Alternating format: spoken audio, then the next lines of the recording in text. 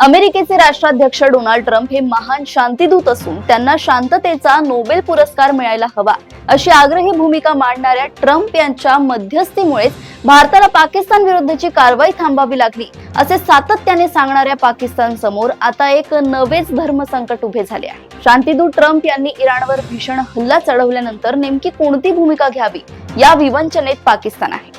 खरे तर पाकिस्तानने तातडीने इराणवरील हल्ला चुकीचा असल्याची प्रतिक्रिया दिली, परंतु घाईघाईने हे प्रतिक्रिया देऊन आपण मोठी चूक तर केली नाही ना असे पाकिस्तानी नेतृत्वाला आता वाटत असावे। शिवाय इराणने त्यांच्यावर हल्ला झाल्यानंतर प्रतिकारात्मक हल्ल्यात सौदी अरेबियावरही क्षेपणास्त्रे डागली। सौदी सोबत पाकिस्तानने काही महिन्यांपूर्वीच एक करार केला होता।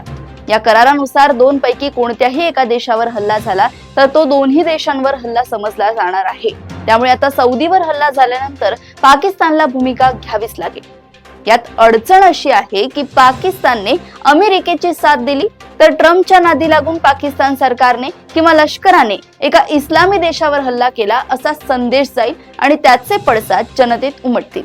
पाकिस्तानी लोकांच्या अमेरिका विरोधी भावना किती तीव्र आहे हे रविवारी दिसून आले। कराचीतील अमेरिका दूतावासावर पाकिस्तानी लोकांनी हल्ला चढवला। हे दूतावास जाळून टाकण्याचा त्यांचा प्रयत्न होता।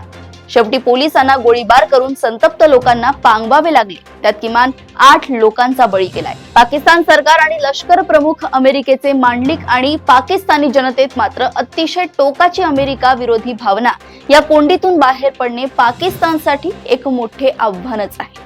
अशाच घडामोडी व अपडेट सोबत पुन्हा भेटूया देशोन्नती संपादकीयमध्ये। बघत रहा देशोन्नती। नमस्कार।